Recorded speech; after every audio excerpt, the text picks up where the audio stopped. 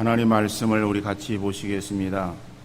신약성경 마태복음 5장 34절이 아니라 33절서부터 37절 말씀입니다.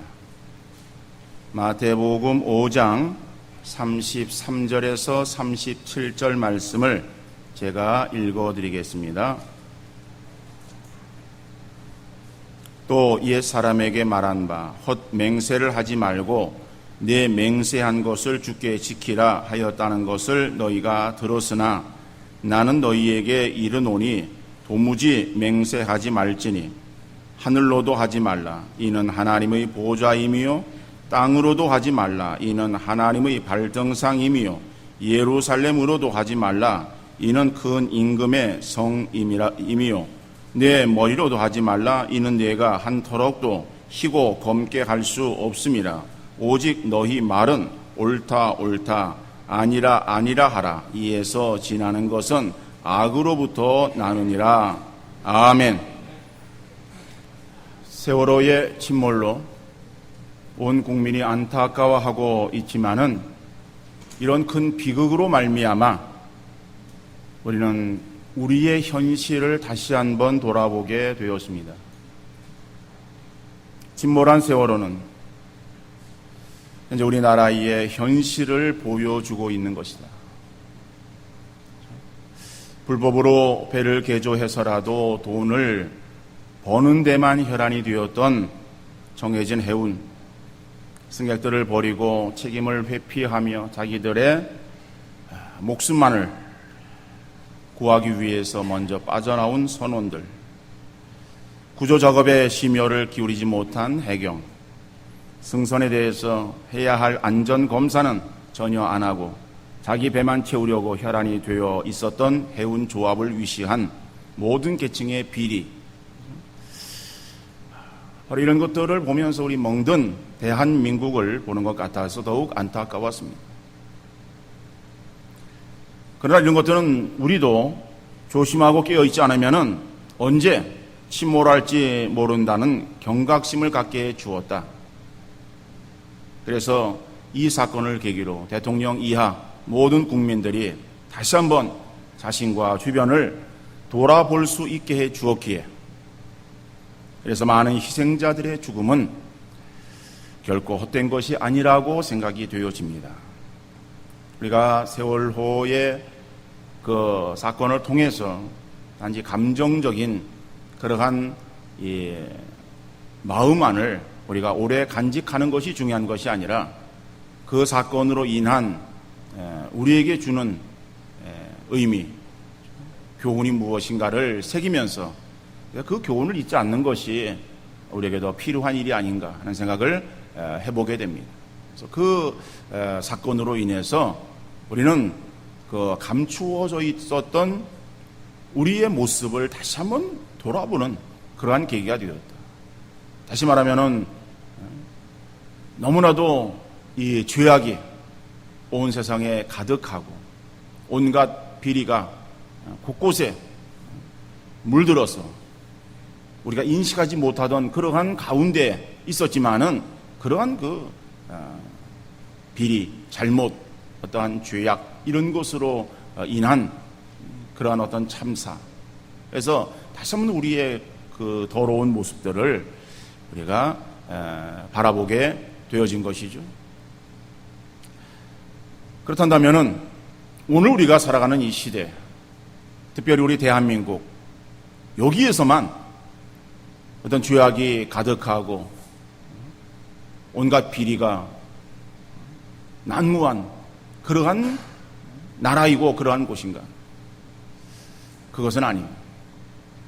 아담 이후에 범죄하고 그리고 그 범죄한 아담의 후손들이 거하는 이 땅의 어느 곳이든지 늘 죄악은 있어 왔고 그리고 거짓과 또 더러움은 계속 되어 왔던 것이죠. 오늘의 시대를 우리가 살아가면서 우리가 너무나도 이 세상이 거짓과 속임이 많아서 무엇이 진리이고 무엇이 진실인지 알지 못하는 그런 세상에 우리가 지금 살아가고 있습니다. 그래서 다 비슷한 것들이, 그리고 진짜가 아닌 가짜가 진짜 행세를 하고 있는 오늘의 짝퉁 시대에 우리가 살아가고 있다, 이렇게 표현할 수가 있을 것입니다. 서로가 진짜라고 우기고 있는 것이죠. 비근한 예를 우리가 생각해 볼 때에 식당들을 보면은 어떠한 지역의 특징적인 그러한 그 식당들이 있습니다. 근데 그런 식당들에는 각기 자기의 상호를 걸면 될 텐데, 그러니까 집에 잘 되는 그러한 집의 이름을 도용하는 거예요. 그리고 서로가 진짜라고 하는 거예요. 그러니까 먼저 그 이름을 걸었던 집에는 이제는 원조라고 하는 그런 이름을 거는 거예요. 그래서 식당가에 가면은 무슨 집, 같은 집인데 거기에 무슨 원조가 있고 무슨 몇 대째가 있고 어떻고. 그래서 다 그건 뭐냐면은 우리가 진짜다라고 하는 거죠. 우리가 진짜다.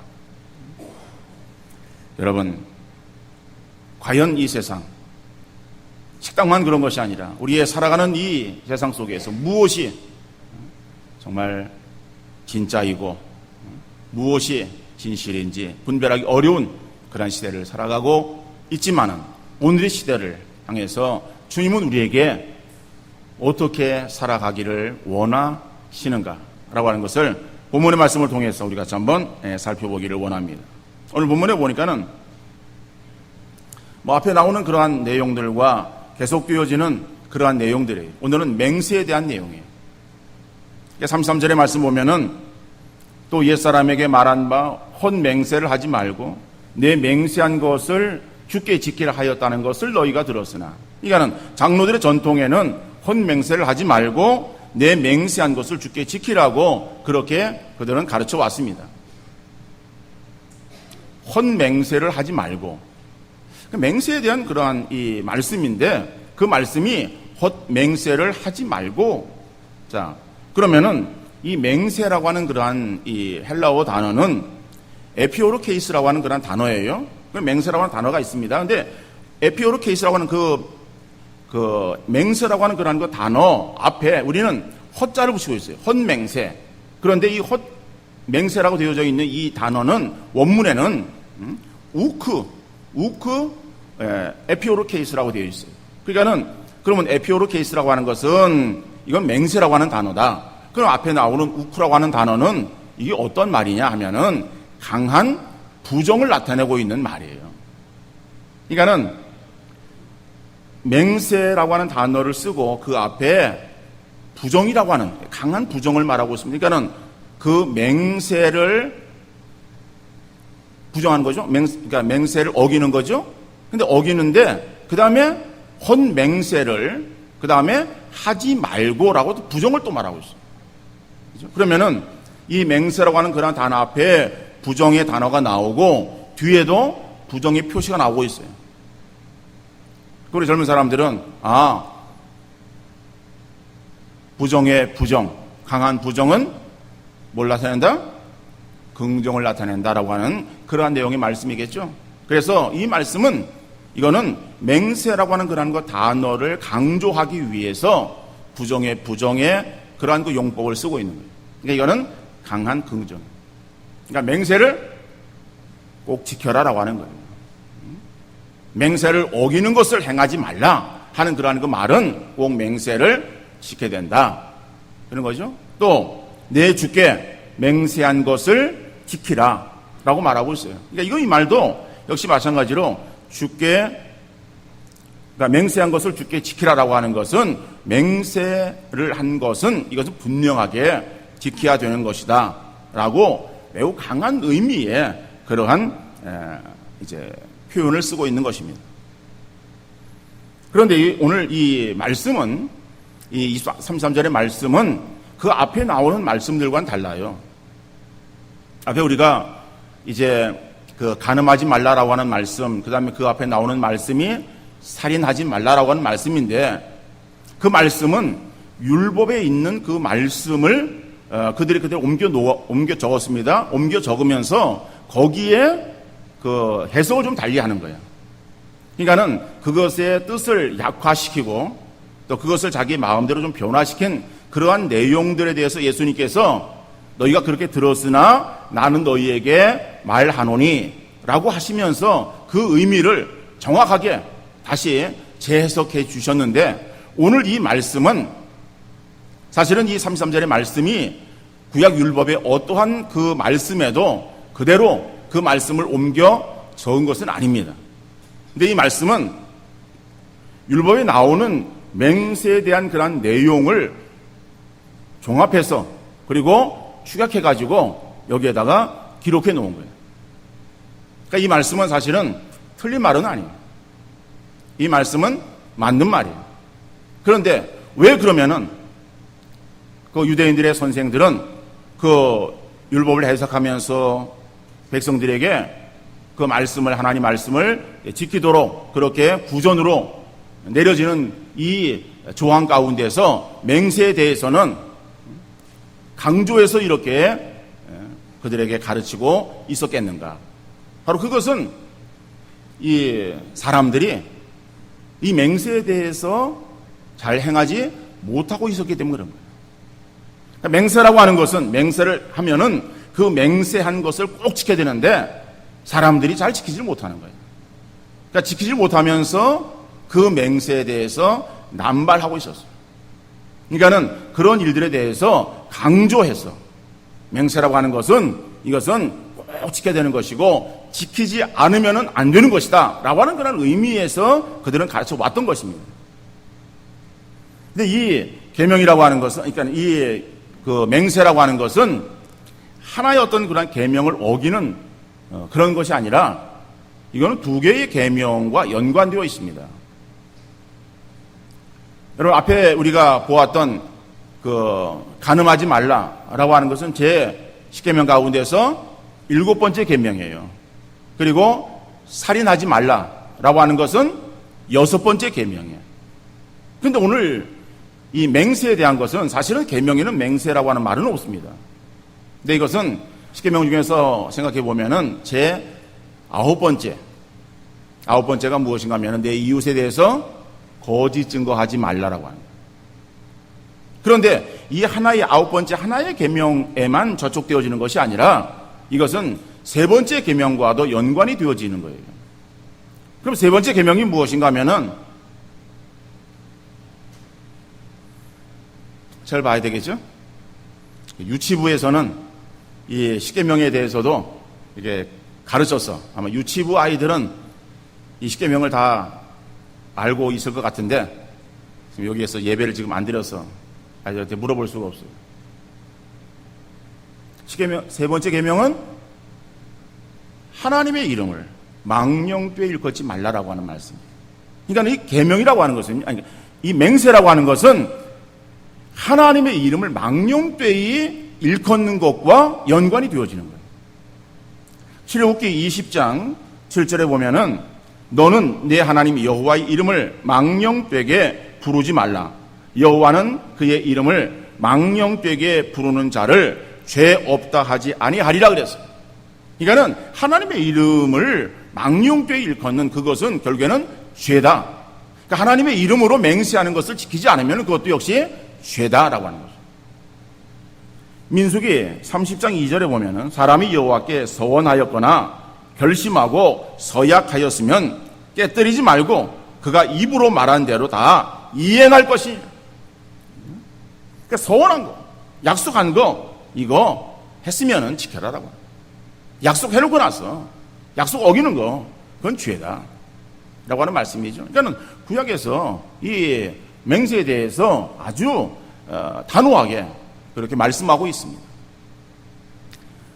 사사시대에 구약에 보면 이제 여호수아가 이스라엘 백성들을 이끌고 가나안 땅에 들어가지 않습니까? 들어가고 여호수아가 죽습니다. 나이가 들어서 죽고 그리고 그 다음에 이어지는 세대가 사사시대예요. 그 사사시대에 사사 가운데서 입다라고 하는 사람이 있습니다. 입다가 이제 있을 때에 그 사사는 늘 이렇게 항시 세워지는 그러한 이 직책이 아니라 어려움이 있을 때에 그 어려움을 해결하기 위해서 하나님께서 그때 세우시는 그 직분의 사람이 이제 직분이 사사예요. 근데 입다가 이제 사사였을 때는 암몬이라고 하는 그런 그 나라가 이스라엘을 쳐들어왔을 때예요.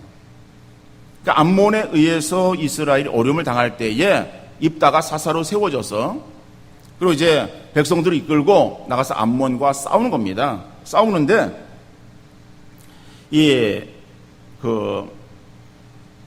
입다가 이제 군대를 이끌고 나가 싸우면서 이 길르앗 미스베라고 하는 그런 곳에서 그가 하나님 앞에 서원을 합니다. 자, 그 서원하는 그런 내용이 무엇인가 하면은 사사기 11장 30절에 31절 말씀 보니까는 그가 여호와께 서원하여 이르되 주께서 과연 암몬 자손을 내 손에 넘겨주시면 내가 암몬 자손에게서 평안히 돌아올 때에 누구든지 내 집 문에서 나와서 나를 영접하는 그는 여호와께 돌릴 것이니 내가 그를 번제물로 드리겠나이다 하니라. 여러분이 지금 입다가 굉장히 아주 엄청난 그러한 그 약속을 하는 거예요. 그럼 자기가 전쟁에 승리하고 돌아오게 되어지면은 그럼 자기를 맞이하러 나오는 그 첫사람, 영접하는 첫사람이 그러면 자기를 영접하러 나오는데 누가 적군이 자기를 영접하러 나오겠어요? 그럼 자기 가족이나 자기 사랑하는 사람 아니겠어요? 근데 그 사랑하는 사람인데 어떻게간에 이 입단은 이런 약속을 합니다. 그런데 그렇게 그 전쟁에서 승리합니다. 근데 승리하고 입다가 자기 집으로 돌아오는 거예요. 자, 돌아오는데 그러면은 자기를 맞이하는 사람이 누구인가 하면은 보니까는 자기의 외동딸이야. 외동딸이 자기를 맞이하는 거예요. 그러니까 이 입다의 그런 그 마음이 얼마나 고통스러웠겠습니까? 우리 같으면 어떻겠습니까? 하나님, 제가 그만 깜빡 실수를 했습니다. 자, 이거 한 거 한번 좀 물려주십시오. 내가 다른 거 우리 집에 좋은 뭐 소가 있으니까 소를 드릴 테니까는 하나님 이거 내 딸 이거 이야기한 거 이거 좀 한 수만 좀 물려주십시오. 아마 이렇게 우리는 말을 했을 수 있을지 모르겠어요. 입다는 그 말을 그냥 시행합니다. 사사기 11장 39절에 보면은 2달 만에 그의 아버지에게로 돌아온지라 그는 자기가 서원한 대로 딸에게 행하니 그랬어요. 그러니까 입다가요 약속한 거 자기의 사랑하는 딸이에요. 딸이지만은 그러나 그것을 하나님께 약속을 지키고 있는 거예요. 하나님께서 아브라함과 언약을 맺으시는 거예요. 언약을 맺으실 때에 하나님께서 아브라함을 하여금 이제 제물을 이제 가져오게 하는 거예요. 근데 제물을 가져오는데 하나님 앞에 제물을 드릴 때에 희한한 방법으로 제물을 하나님께 드리라고 말씀하십니다. 그 제물을 죽여서 이제 뭐 드리려고 그러면은 산 짐승을 주게 되잖아요. 죽여서 그냥 이렇게 놓는 것이 아니라 반을 쪼개요. 반을 갈라가지고 그것을 벌려놓는 거예요. 가운데 이렇게 비워놓고 양쪽으로 그걸 이렇게 양쪽에 놓게 하는 거예요.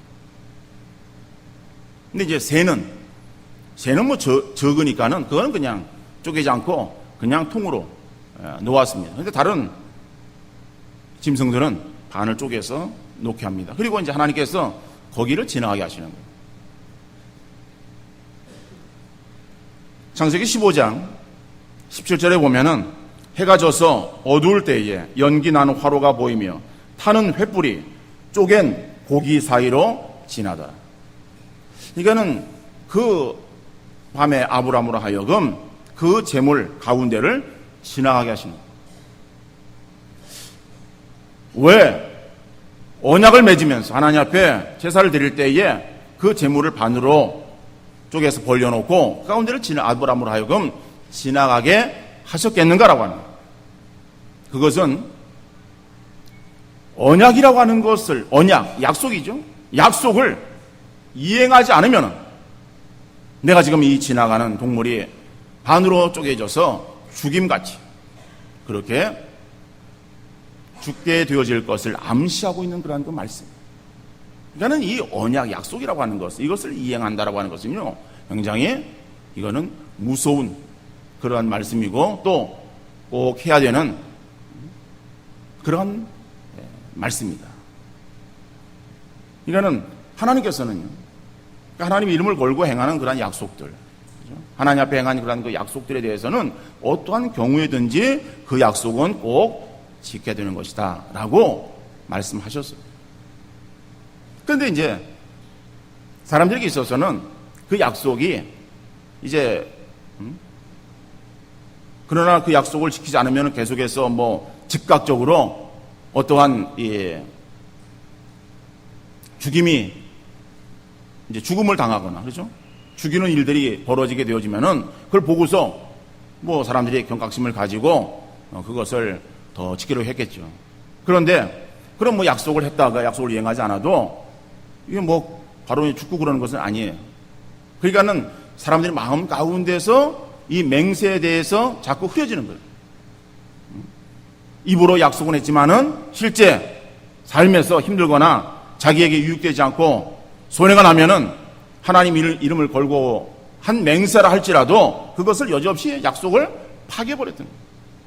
그러니까 그런 유엔들을 향해서 이 장로들의 전통에서 맹세라고 하는 것은 꼭 지켜야 된다라고 가르쳐 왔던 것이다라고 하는 거예요. 근데 이것은 율법에서의 그러한 그 내용들을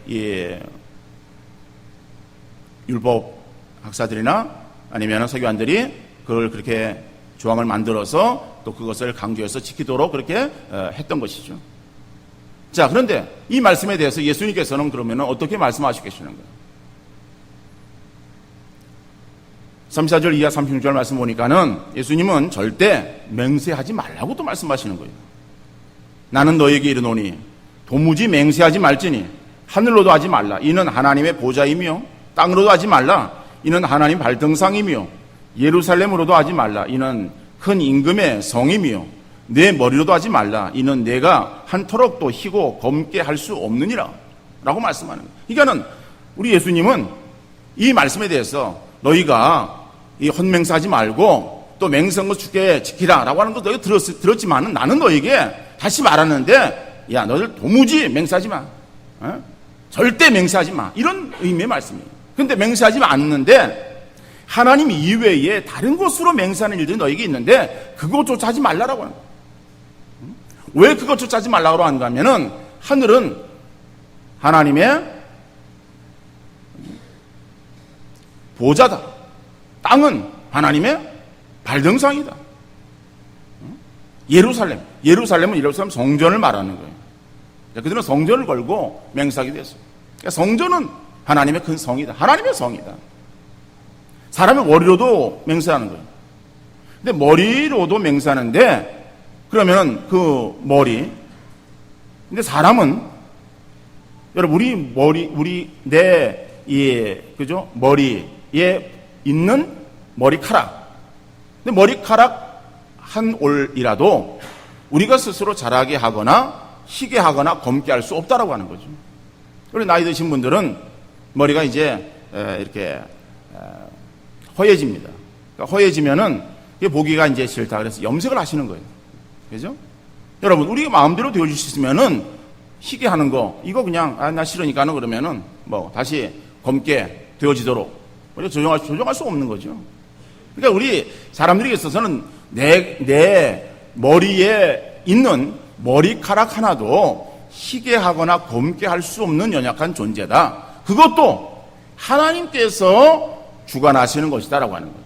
그러니까는 세상의 모든 것들이 다 하나님의 주관하에 들어있는 것이기 때문에 그런 것들로도 너희가 맹세하지 말라. 그러니까 맹세라고 하는 것은 도무지 너희가 맹세하지 말라. 이게 주님께서 그렇게 말씀하시는 거예요. 여러분, 그러면은 예수님께서 맹세에 대해서 도무지 맹세하지 말라 이렇게 말씀하셨는데, 근데 우리가 앞에서 보았듯이 그 구약에서는 맹세에 대해서 그러면은 맹세하지 말라. 맹세는 전혀 그거는 우리 해서 안 되는 것이다. 우리 사전에 맹세를 없애라. 그렇게 말하고 있습니까? 그건 아니에요. 맹세 꼭 지켜야 된다. 그리고 맹세를 지킨 그러한 그 예들을 이야기를 하는 거예요. 그래서 구약에 보면요, 맹세라고 하는 그런 거 아주 강한 그런 거 약속뿐만 아니라 약속, 언약, 그죠? 서약 이런 말들이 반복되어지고 있어요. 이것은 그런 그 약속을 꼭 이행해야 된다라고 하는 의미의 말씀인데 예수님은 이 말씀을 가지고 도무지 맹세하지 말라라고 말하는 거예요. 그 왜 예수님께서 맹세에 대해서 이렇게 부정적으로 말씀하실까? 그럼 예수님은 구약의 율법을 폐하러 오신 분인가? 폐하러 오신 분이 아니에요.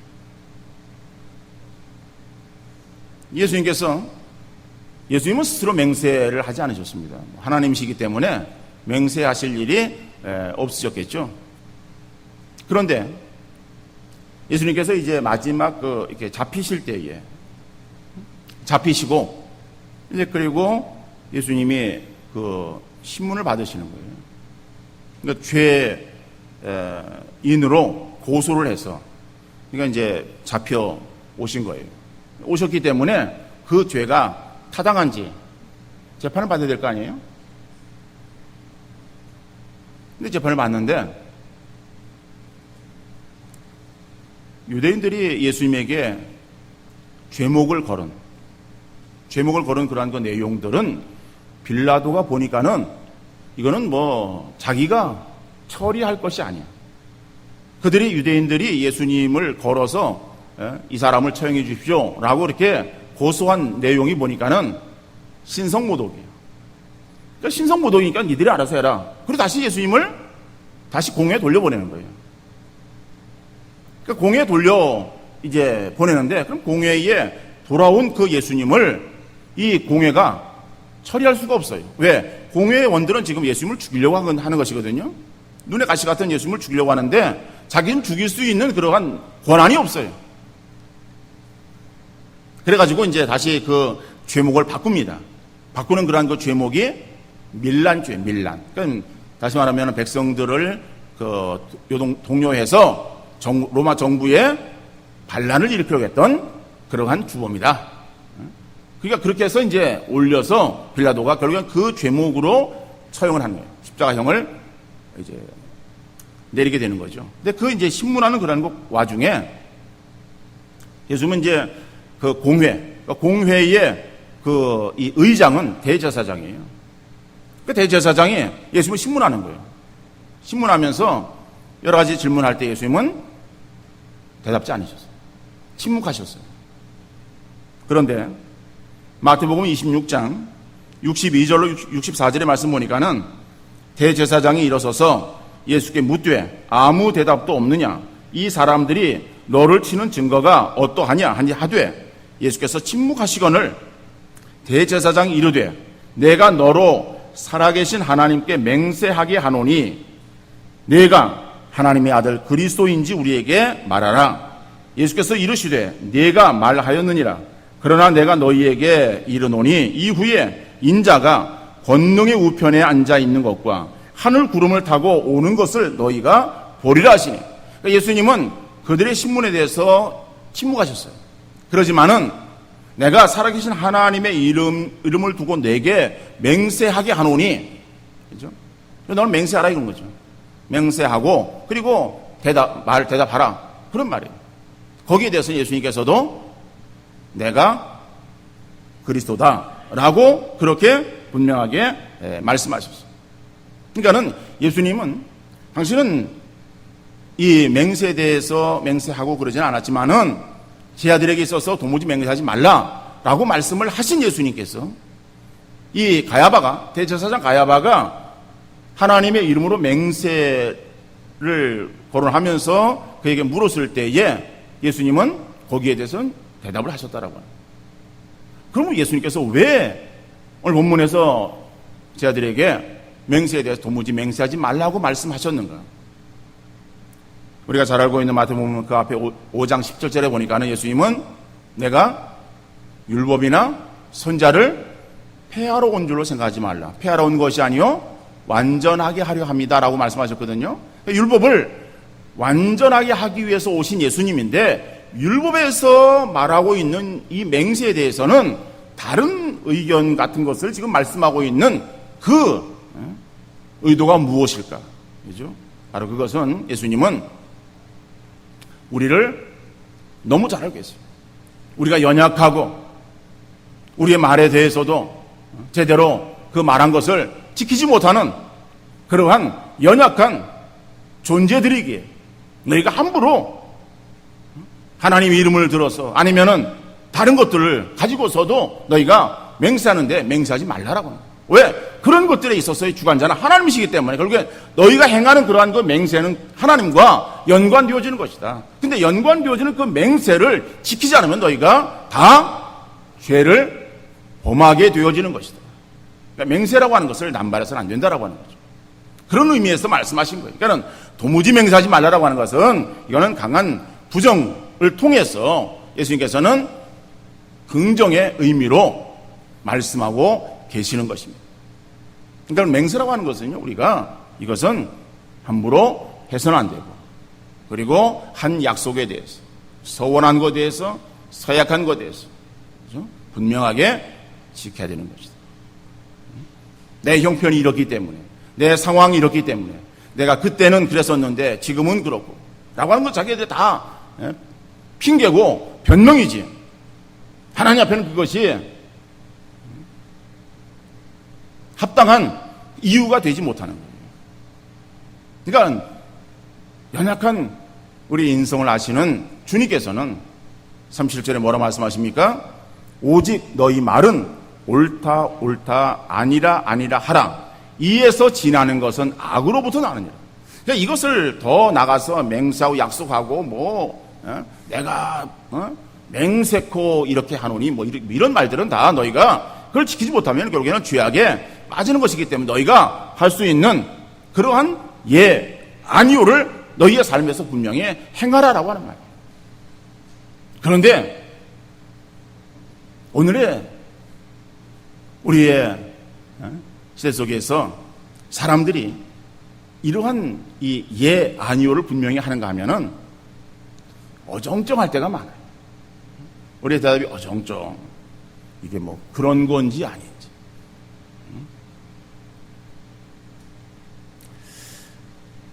죄송합니다만은 이 충청도에 사시는 분들, 이 충청도 말이 참 애매해요. 충청도 사람들이 속이 깊어. 그 속을 모르겠어, 속을. 그런 건지 아닌 건지. 그래서 말은 이야기하면은 알았슈. 하라면 하긴 해야죠. 그런데 이게 한다는 건지 만다는 건지 이 경상도 사람 입장에서는 아주 속 터지는 거예요. 교회에서도 보면요, 아주 애매한 대답이 많아요. 특별히 그 가운데 하나가 뭔가 하면은 기도해 보겠습니다. 대답할 때에 이게 대답이 아주 애매하면은 그냥 기도해 보겠습니다. 기도해 보고 하겠다는 거예요, 말겠다는 거예요. 그건 모르는 거예요. 물론 우리나라 사람들은 그죠? 정에 약한 그러한 사람들이에요.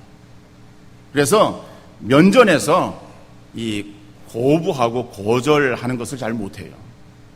그러니까는 이제 그런 우리 국민성을 가지고 있기 때문에 그래서 그 앞에서 그냥 그냥 알았습니다 라고 하는데 사실은 알았습니다라고 하는 그러한 그 말들이 이게 분명한 예스라고 하는 그러한 그 표현은 아닐 수 있다라고 하는 거예요.